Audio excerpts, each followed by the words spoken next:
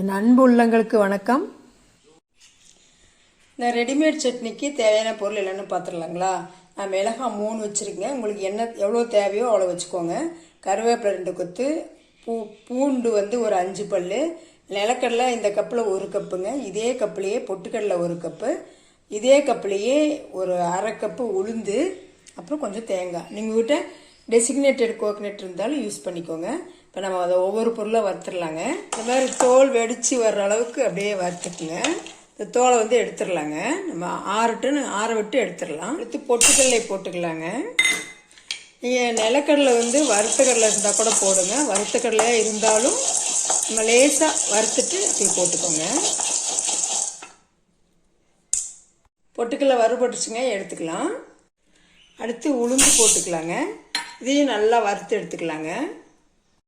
உளுந்து இந்த மாதிரி நல்லா செவந்து வந்துடணுங்க. நல்லா கோல்டன் ப்ரௌன் கலராக வந்தோடனே எடுத்துடலாங்க. அடுத்து நம்ம கருவேப்பிலை போட்டுடலாம்.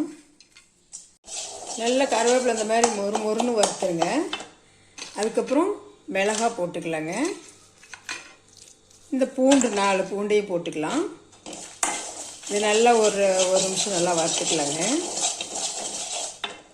போட்டுருச்சுங்க. இது எடுத்துக்கலாங்க, வறுத்தாச்சு. அடுத்து தேங்காய் போட்டுக்கலாங்க. தேங்காய் நல்லா ட்ரையாக வறுத்துக்கலாங்க. நீங்கள் டெசிக்னேட்டட் கோகனட் இருந்தால் அப்படியே லைட்டாக லேசாக வறுத்து அதையும் போட்டுருங்க. இது நல்லா வறுத்துக்கலாங்க. நல்லா வறுபட்டுருச்சுங்க, எடுத்துக்கலாங்க. மிக்சியில் அரைச்சாலும் லைட்டாக சூடு இருக்குங்க. அதை ஆற வச்சுட்டு இந்த மாதிரி ஏர் டைட்டான பாக்ஸில் போட்டு வச்சுருங்க. கண்ணாடி பாட்டில் இருந்தால் போட்டு வச்சுக்கோங்க. அல்லது நாங்கள் பொடியாக போட்டு சாப்பிடல அப்படின்னா நமக்கு சட்னியோட திக்னஸ் எந்த அளவு வேணுமோ அந்த அளவுக்கு தண்ணி ஊற்றிக்கலாங்க. இப்போ இதுக்கு ஒரு தாளிதம் கொடுத்துடலாங்க.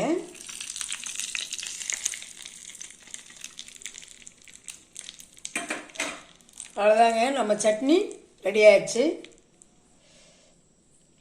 நான் ஒருத்தருக்கு மட்டும்தான் அப்படின்னா எனக்கு மட்டும்தான் 2 தோசை ஊற்றணுங்க. அதனால் எனக்கு இந்த அளவுக்கு சட்னி போதும்னு எனக்கு எடுத்துட்டேன் நான். நீங்கள் இன்னும் நிறைய வேணும்னா 2-3 பேர்த்துக்கு ஆகணும் அப்படின்னா நிறைய பவுட்ரு கொஞ்சம் ஆட் பண்ணி அதுக்கு தகுந்த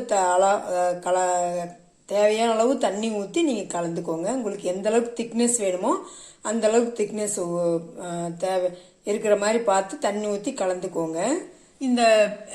இந்த சட்னி இது மாதிரி நீங்கள் ப்ரிப்பேர் பண்ணி வச்சிட்டிங்கன்னா ஒரு வாரத்துக்கு நமக்கு சட்னி செய்யணுங்கிற அவசியமே இல்லை.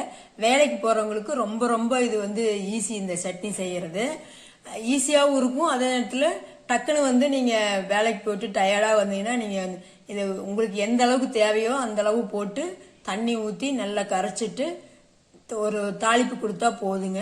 சட்னி ரெடி ஆயிரும். இது எல்லாத்துக்குமே சப்பாத்தி, தோசை, இட்லி எல்லாத்துக்குமே சூட் ஆகுங்க. நீங்கள் செஞ்சு பார்த்துட்டு எப்படி இருக்குன்னு கமெண்ட் பண்ணுங்கள். பிடிச்சிருந்தா சப்ஸ்கிரைப் பண்ணுங்கள். ரொம்ப பிடிச்சிருந்துன்னா ஃப்ரெண்ட்ஸ் அண்ட் ரிலேட்டிவ்க்கு ஷேர் பண்ணுங்கள். தேங்க்யூ.